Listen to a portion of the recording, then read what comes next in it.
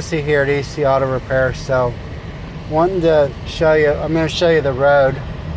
So, every once in a while you'll be driving along and like, look, there's literally no place to pull over right here, right? So, depending on the urgency of the breakdown, you know, like if a wheel falls off the vehicle, then yeah, you're just going to have to park where you can. Hopefully not on the hill, but you're just gonna stop as close to the edge of the road as you can, turn on your flashers, raise your hood, raise your trunk, whatever, to try to create as much tension as you can. And then in the meantime, call for roadside assistance.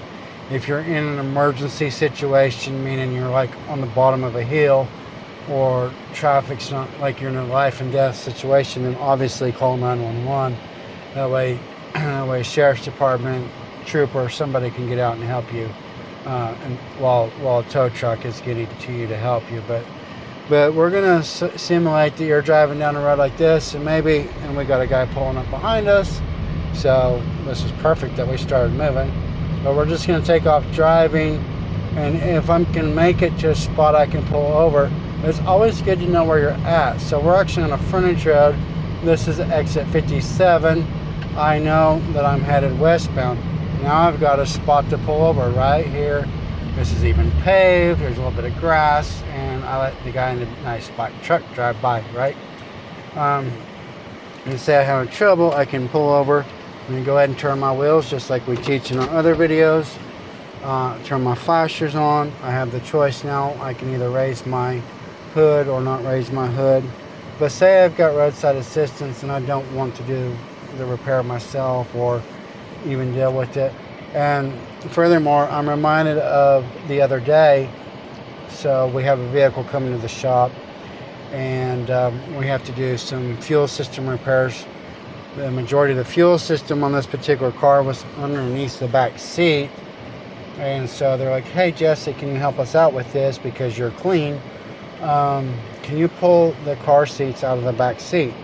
So I pulled 1, 2, 3 car seats out of the back seat of that car, right? So it's got to be somewhat of a frightening thing to have car trouble, being a mom especially, and maybe having as many as 3 car seats in the back and all 3 of them being filled with children. Some of them crying, some of them laughing, and they're doing all the things that the kids do, right? Like we've all been there at one point in our life. We've either been in the car seat or we've had the car seat, one of the two. But so in this situation, let's just play it out. Say you have a scenario with a tire or a wheel or something else where the vehicle continues to run and it can stay at good operating temperatures, where you can leave the air conditioner on, or you can leave the heater on, whichever you need. We're off the road a good little ways. I got my flashers on, got my steering wheel turned. Maybe my best bet right now is just to leave the kids in the car, especially if they're in car seats. Especially, you know, there's nothing like trying to corral toddlers on the side of the interstate, right? That the best spot is going to be to leave them in the car. If I cannot get completely off the roadway, then maybe I'll take them over there and we'll sit in the bar ditch over there against the fence, right? Where the main thing is we don't want anybody run over. The concern though, especially here in Oklahoma, over there in those weeds, there's going to be chiggers, there's going to be spiders, there's going to be stickers, there's going to be all the things, right? So best case scenario, get completely off the road, leave everybody in the car seat, keep them calm. Just remember, this isn't a new thing. You're not the first one to have vehicle trouble. You're not the last one. Remain calm, call for assistance, and if you're in an emergency situation, meaning you feel like that your life is in danger, then dial 911, of course. State to them the problem, and they can get some help out to you right away.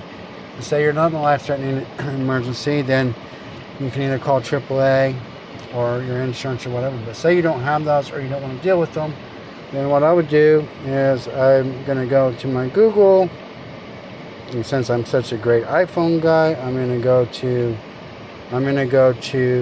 my Safari, okay, and I'm going to type in roadside assistance near me, and I've got my location turned on, and I'm going to allow it to find my location. And so the very first one that pops up is JG Repairs and Towing. Very good. So they're highly rated. They got 374 reviews, 4.4.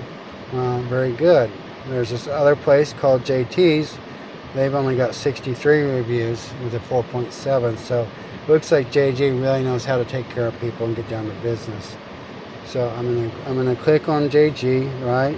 And I'm gonna call them, and I'm gonna just tell them, hey, I'm broke down at exit 57. I'm westbound. The good news is I'm not right on the interstate. I'm actually on the frontage road. I'm having a flat tire or whatever issue I've got. By the way, you should know I have 3 kids in car seats in the back seat. Is there any way you guys can get me to a safe spot? Or you can call a family friend or whatever, but we're going to be able to help with the logistics of getting that all handled. And look at that, someone's calling me. All right, see you in the next video.